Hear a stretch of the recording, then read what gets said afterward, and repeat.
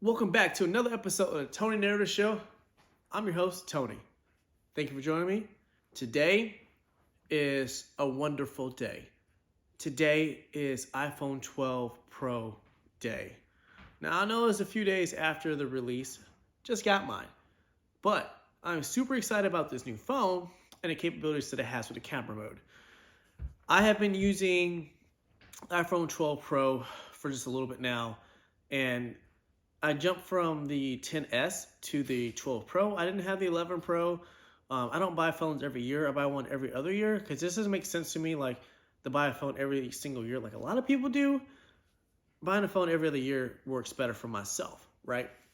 So getting the 12 Pro from the XS, having 3 cameras now, it's so much of a difference.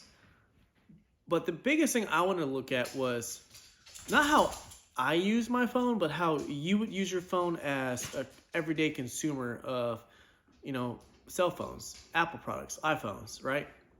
Because the way I use my phone is completely different than the way the most people in this world are going to use their phone.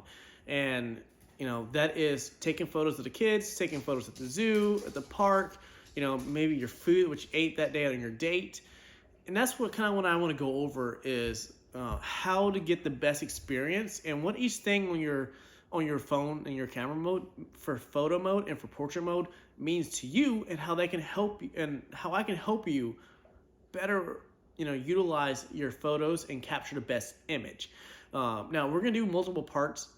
This first one, we're just gonna go over the details of photo mode and portrait mode and what all the settings are in there and how you can utilize those yourself just as well.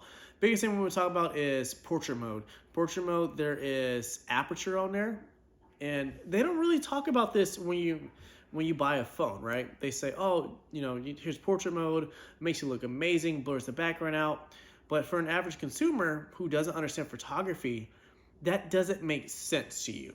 So I'm going to show you a couple examples today of how that works and which way to utilize aperture for portrait mode to get the best portrait shot as you possibly can of yourself or your friends and family.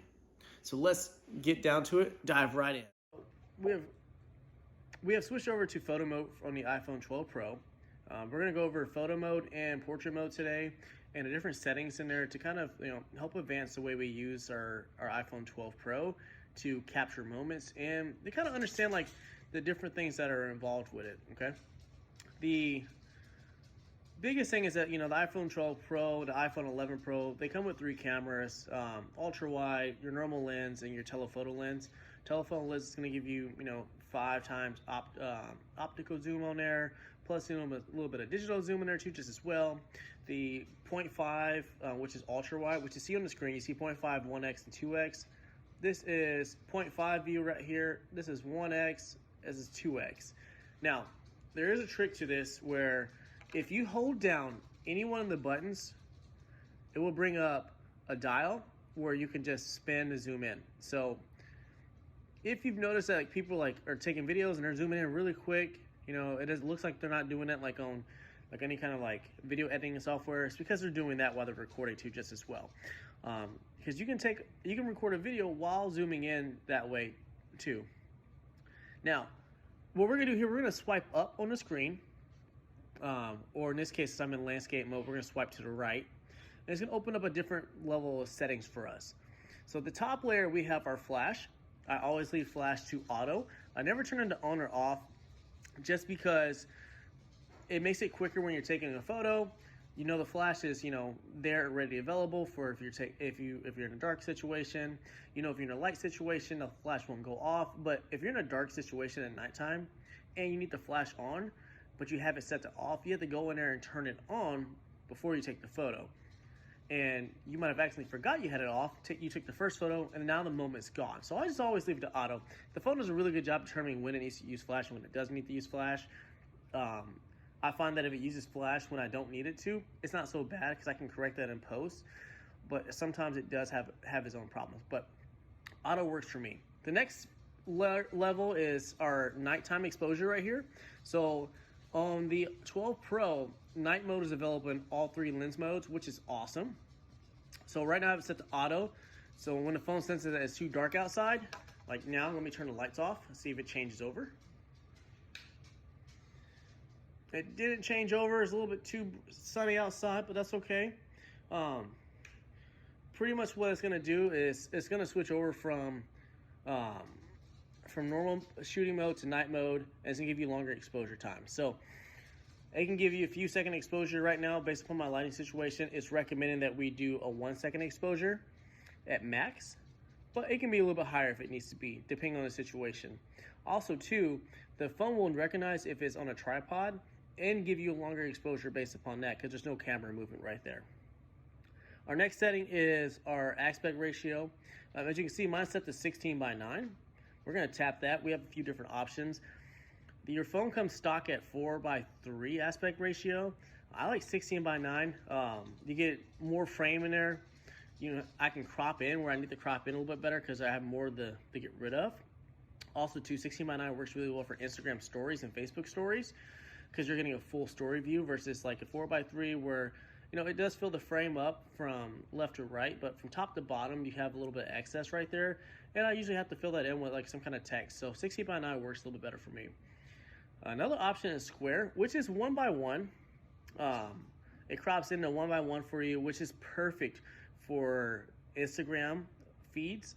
So if you like to upload a lot of photos to Instagram, 1:1 is perfect for you, because it's going to set the photo crop. It's going to set the frame crop area exactly where you need to be at to make sure you're getting exactly what you upload to Instagram perfectly without Instagram cropping in for you already.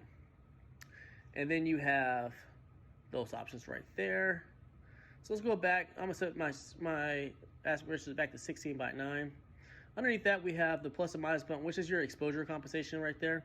So we can adjust exposure up by 2 stops and down by 2 stops. This is really good depending on the light situation and creative processes right there. So I like to shoot my photos a little bit underexposed so I can expose them myself back in post. Sometimes I feel like phones overcompensate, so I like to just kind of correct it myself. I mean, every so often I don't mess with it and you get the perfect photo, but I do shoot slightly underexposed so I can go back and lift the exposure myself and correct the shadows if I need to. But that's just my personal preference. It doesn't work for everybody. Next, we have the timer mode. For those who like to do TikToks or like take self-portraits, timer mode is amazing. You get a 3-second countdown and a 10-second countdown before it snaps a photo for you. Then we have our filters right here. So what's nice with filters is that you can kind of like set your filter to what you need to be before you take your photo, or you can do this after you've taken the photo when you go back to edit the photo. But setting it beforehand lets you know exactly what it looks like, so you can kind of adjust exposure to your style preferences.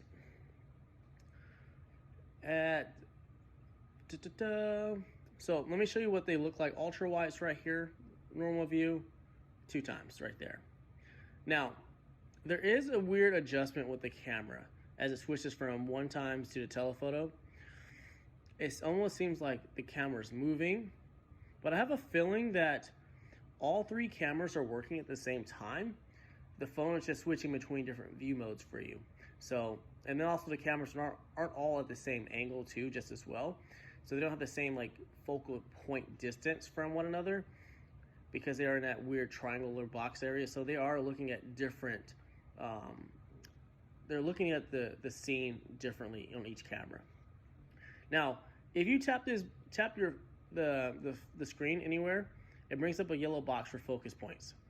Now, with focus points, there's a sundial next to it, and you can adjust exposure that way too. It's always better to use an exposure dial now that we have that on a new iPhone 12, but that's also there for you too. All that pretty much does is adjust the brightness of the photo for you. So we're gonna switch over to portrait mode now. So now in portrait mode, we don't have ultra wide in there. We got your normal lenses, 1 time and 2 times in there. But the biggest thing we want to look at right here, we have night mode still. We also have the same exact exposure, focus, areas, aspect ratios are a little bit different because we only get like that 4:3 aspect ratio for portrait modes. Timers and filters, flash, all that stuff's the same. What's different is how much you can zoom in and zoom out on portrait mode, and also the lighting situation. So we have our natural light, studio light, contour light. Contour light is really nice if you want to like hide some of the, the double chins or the extra, like you feel like your face is a little bit too fat on camera. It kind of adds a shadow back to kind of make, it makes you look beautiful pretty much when you're in portrait mode.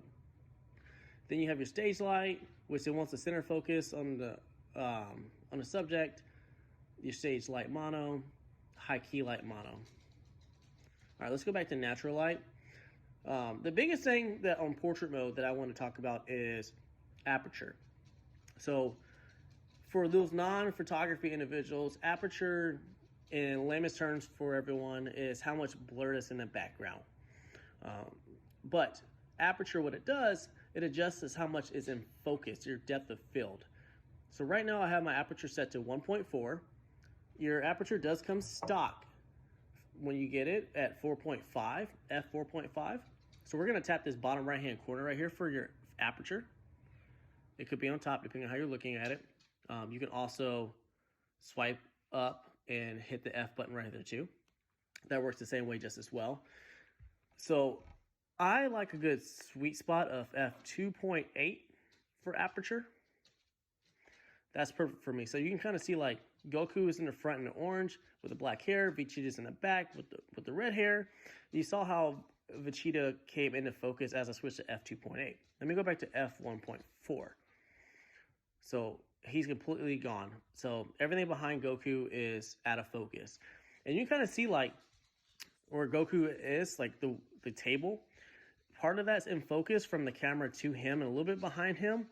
But as we switch to f2.8 and I tap on Goku again, adjust the focus, it's real small, but you can notice that there's more in focus behind Goku now.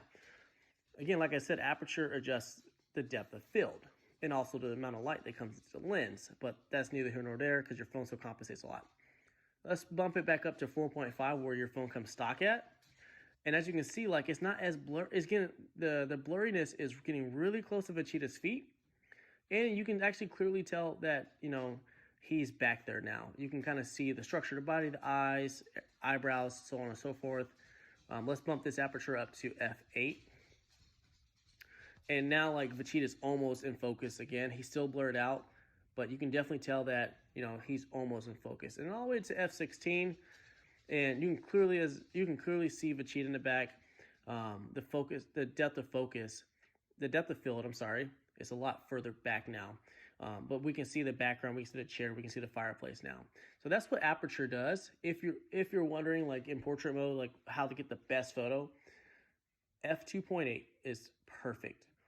And the reason why f2.8 is perfect is because it allows you to get more in focus than what's right in front of you. So I'm going to actually adjust Vegeta now.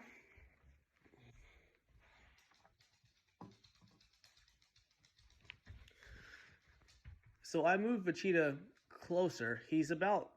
Initially he was 12 inches away from Goku, but now he's about 3 to 4 inches behind him. And you can see that he's in focus at this point. Now let's go back to f1.4. Tap on Goku. Vegeta's still in focus. Now let's move Vegeta back just a little bit to where the blurriness starts to happen.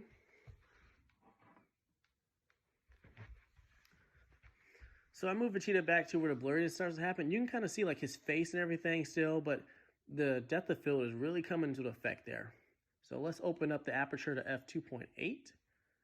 And now you can see more Vegeta. So that's how aperture works, this depth of field. If we take a photo and make sure we're still screen recording real quick. Yep, we are. We go look at the photo, let it do what it's got to do, and there we go. So there's Vegeta in the back, there's Goku. Let's go back and take another photo at f1.4, exactly where Vegeta's at still. Take that photo, look at it, and that is f1.4 for you. So that's what aperture on your cell phone does. That's what aperture does in general. It adjusts the depth of field. Now, if we go back into portrait mode, and I just want to try f8, because I think f8 is another sweet spot too for the iPhones. Tap on Goku. We're going to slap this photo in real quick. Take a look at the photo. and then boom, just like that. So why F8 also works, and I think F8 is another sweet spot. F2.8 is perfect for if you're by yourself or maybe with like a friend or somebody in a photo. F2.8 is a perfect aperture. But if you're taking a photo in portrait mode with a group of people, F8 is even better because there's going to be potential layers of people standing in a photo, and being able to have the depth of field a little bit wider, a little bit deeper, you can get more people in focus versus like taking a portrait mode with 4 people and somebody's blurred out because they're too far back in the photo. So that's why that's perfect. All right, and that is it for portrait mode and photo mode. That was photo mode and portrait mode. Thank you, Goku. Thank you, Vegeta, for being such a great help today. You did an amazing job at demonstrating how portrait mode works for everybody. We looked at night mode. We looked at exposure compensation. We looked at the flash on, off, or auto flash on there, the different filters. Aspect ratios is a big one. Like I said, I personally like 16:9. It just works better for my personal style. If you like use 4:3 or 1:1, 100% set your camera there. If you just go into settings on your phone, find the camera settings settings, camera, and then you can tab on preserve settings. It will lock in your settings forever. Right now, the way your phone's set up from factory is if you change anything, when you exit out the camera app or close it, it's automatically going to revert back to original factory settings in there. So just make sure you go into settings, camera, and adjust that for you, okay? Now, nextly, I want to tell you that I've shot this whole video on my iPhone 12. So everything you've been seeing from the beginning to the end has been purely on the iPhone 12 Pro. How does that look to you? Did you like the way the video looked? Could you tell the difference that, this wasn't a digital camera, a mirrorless camera, that it was an iPhone? Did it look, kind of weird to you? I have lighting set up, so I'm getting the best lighting I can possibly in my situation right now. But I just want to know, how does it look to you? Leave a comment down below and let me know how it looks to you. This is shot in 4K, 30 frames per second. I find 30 frames per second on cell phones to be optimal. 60 frames makes it look too robotic and not realistic. 24 frames, it's cinematic, but I don't know. iPhones just, I think it's the lenses. It doesn't do it the right way. It always looks weird to me. So I think 30 frames per second is pretty perfect on cell phones. Don't forget to like, share, and subscribe. Make sure you hit that bell icon to receive all notifications for whenever I upload a video in the future. It makes a big difference, guys, whenever you leave a comment or even just like the video. You can dislike if you want to. I recommend you don't, and just leave a thumbs up. And that goes a long way.